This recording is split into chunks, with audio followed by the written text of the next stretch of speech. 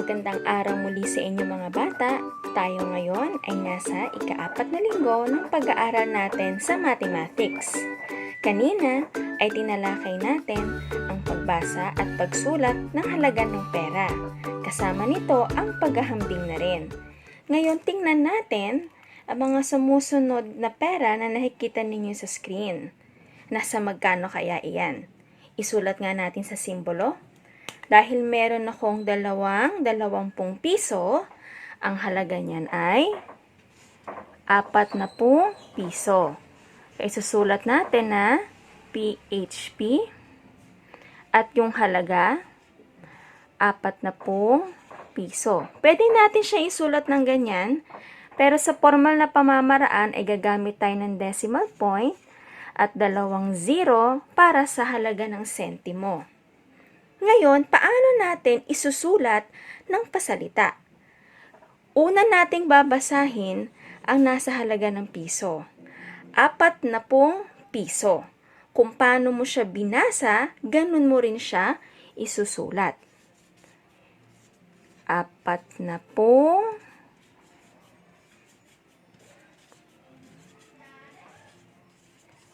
piso.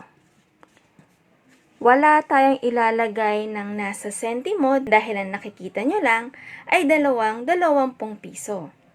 Paano kung dadagdagan ko ng barya? 2 tig-piso.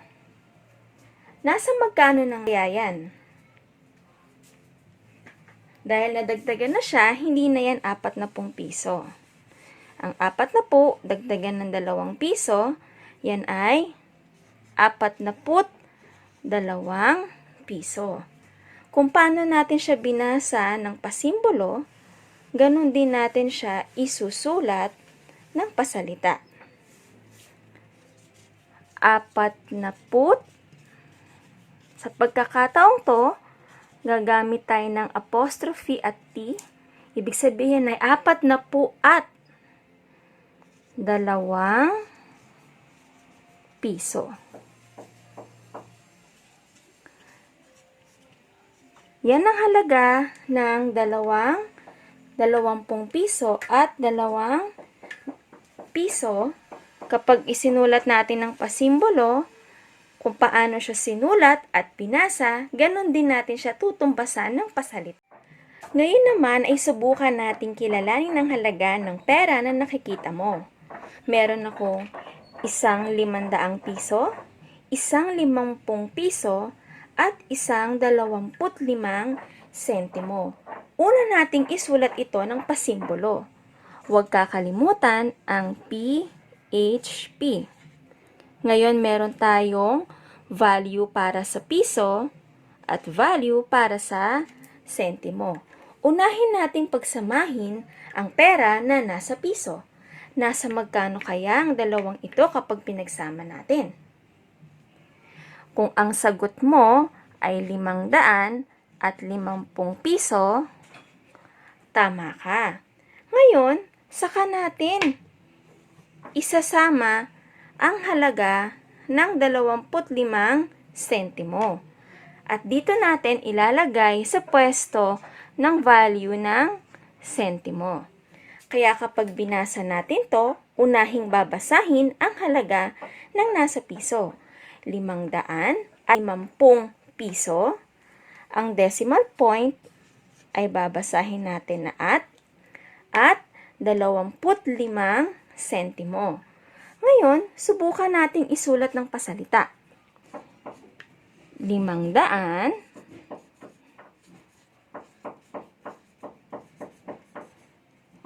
50 piso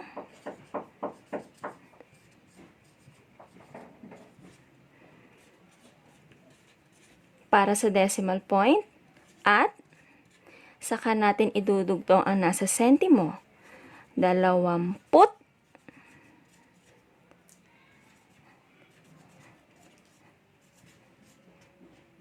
limang sentimo. Ganyan natin isusulat ang halaga nito sa simbolo at sa salita.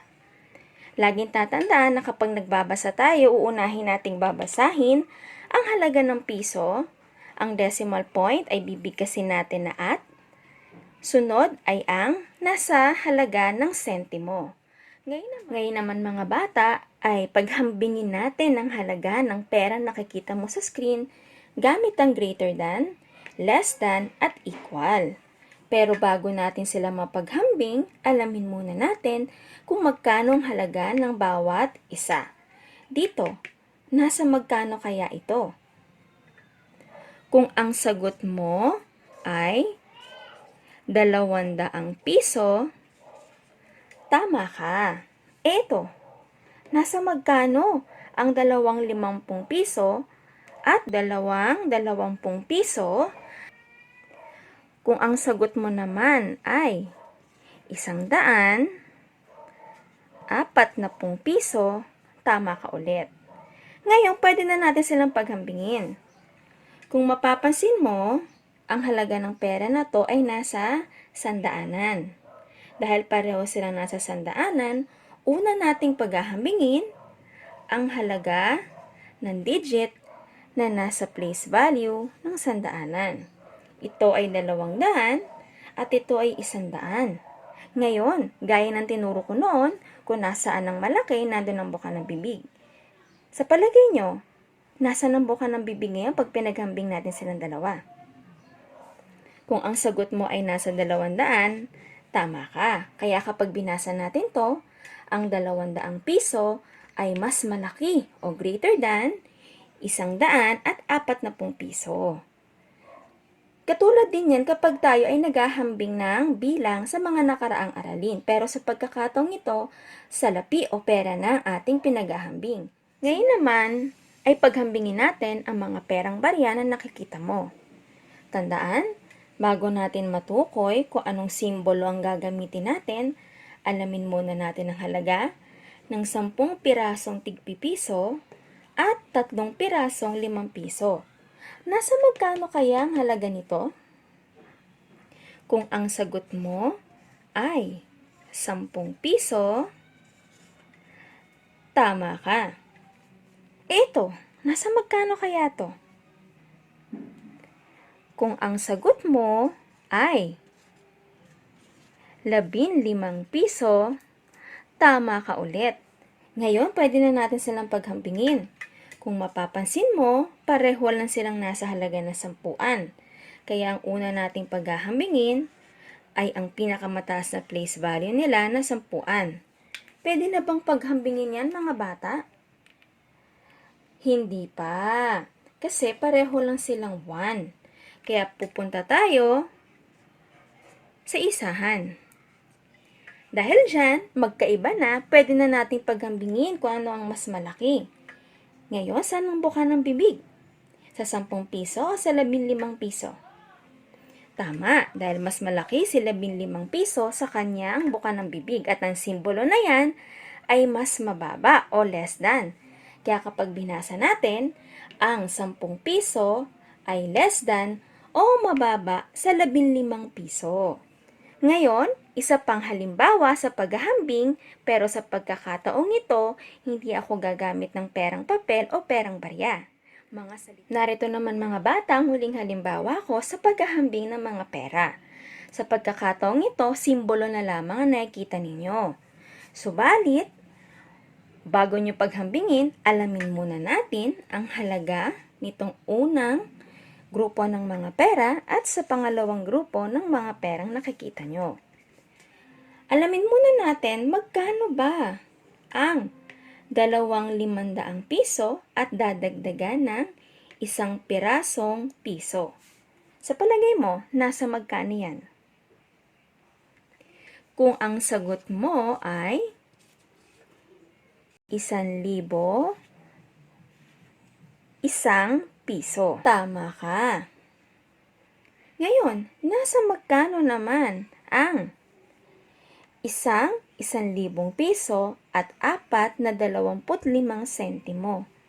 Ang una nating isosolve dyan, magkano ba yung 4 na 25 sentimo o yung 25 na tinatawag natin? Pagkatapos, Pag napagsama na natin yan, saka natin isasama sa halaga ng 1,000 piso. Nasa magkano kaya yun mga bata? Pwede kang gumamit ng play money para mas makita mo ang halaga ng perang ito.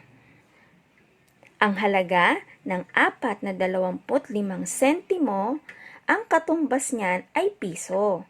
Kaya kapag isinama natin sa 1,000 piso, ang halaga niyan ay 1,000 isang piso. Ngayon, ito na ngayon ang halaga nila. Paano mo paghahambingin ang halaga ng perang ito? Greater than, less than, o equal? Tama, sila ay equal lang. Ito palang dalawang halaga ng pera na ito ay pareho lang ang katumbas, magkaiba lang ang perang barya na ginamit. Ngayon, natutunan mo na ang paghahambing ng pera, pwede mong balik-balikan ang video na ito para mas maunawaan ang paghahambing gamit ang greater than, less than, at equal. Ngayon naman mga bata ay ating talakayin ang kasunod na aralin na tinalakay natin kaninang umaga. Ito ay ang addition o pagsasama-sama. Ang nakikita mo ngayon ay ang tinatawag nating addends. Bago natin pagsama-samahin ang tatlong addends na to, kailangan muna natin yan ayusin ng patayo.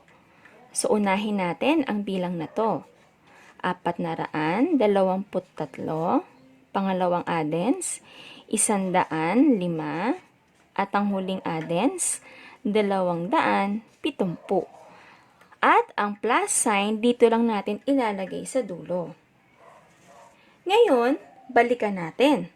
Ang bilang na pinagsasama-sama natin, ang tawag natin dyan ay addends.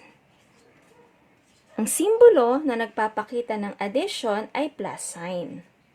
Kung mapapansin nyo mga bata, inayos ko muna ng patayo ang mga bilang na to at pantay-pantay ayon sa kanilang place value.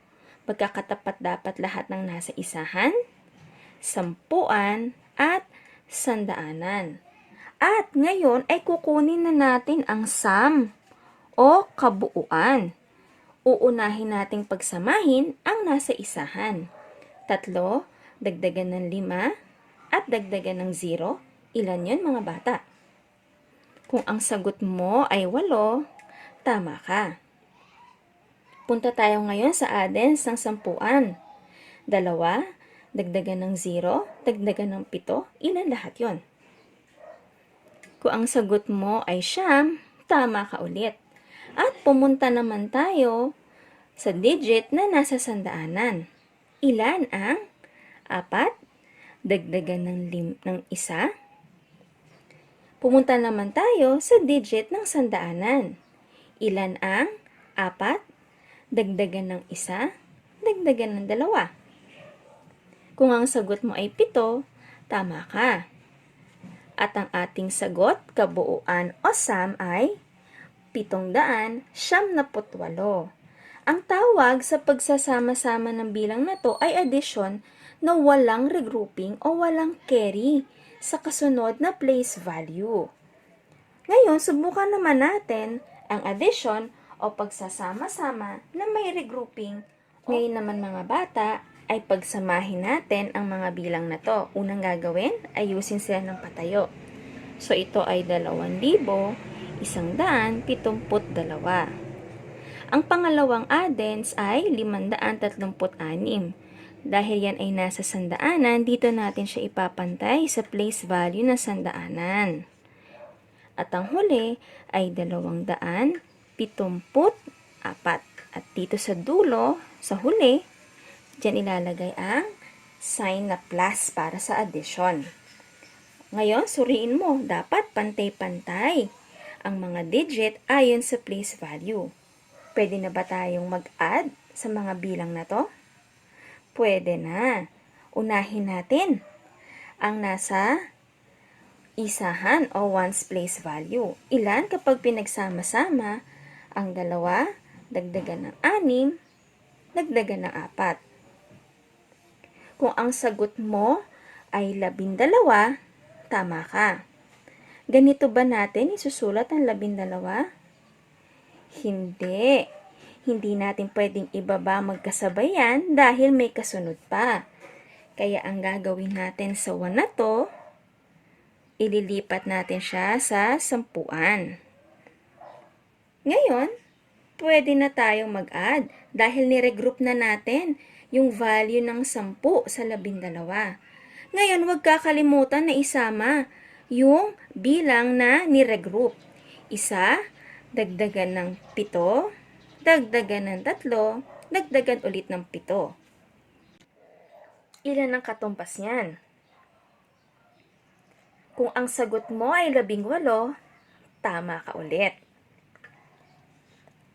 Ganyan ba natin isusulat ang 18? Hindi.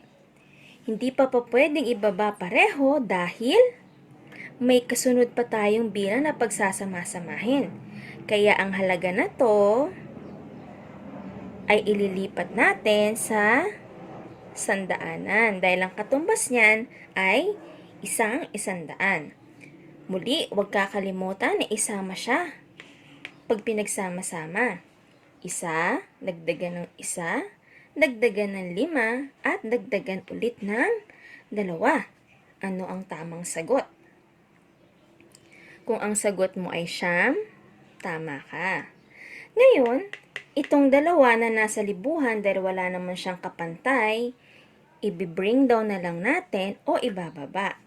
Kaya ang kabuuan ng mga addends na to ay 2,982.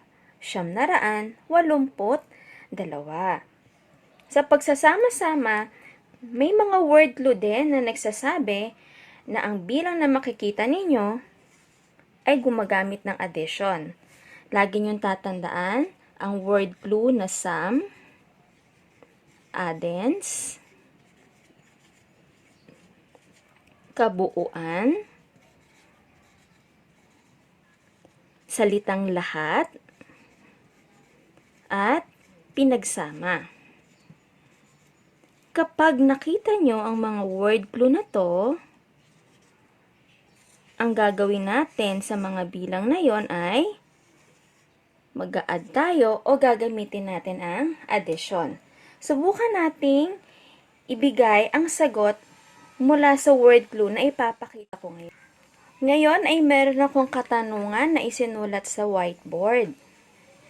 Ito ay, ano ang sum ng 7,273 at 1,645? Ngayon, anong gagawin natin sa dalawang bilang na to? Ipa-plus ba natin yan? Kaso wala naman tayong nakikitang plus sign, di ba? Pero, meron tayong word clue na sum. At kapag nakita daw natin ang word clue na sum, pati ang ibang mga word clue na nakikita nyo dyan, ibig sabihin, ang mga bilang na nakikita nyo sa katanungan ay gagamit tayo ng addition. Kaya, ang 7,273 sa 1,645, gagamit tayo ng addition o plus. Yan, paano natin nakuha? Dahil meron tayong word clue na nagsasabi na addition ang gagamitin natin sa mga bilang na yan. Subukan mo ngang sagutan.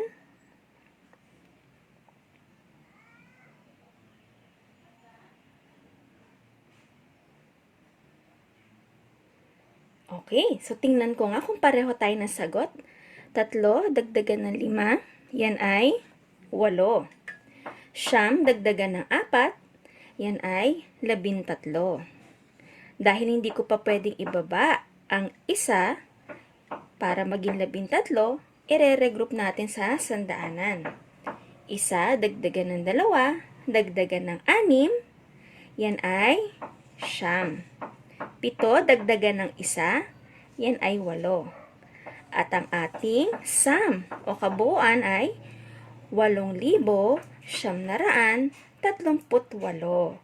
Kaya may mga pagkakataon mga bata na kapag tayo ay nagsasama-sama ng mga bilang, Minsan ay hindi natin nakikita ang plus sign. Kaya ang gagawin natin, hahanapin natin ang word clue. At dahil dyan, you're doing a great job. Pwede mong balik-balikan ang ating aralin kung meron ka pa rin hindi naunawaan. So hanggang sa muli mga bata,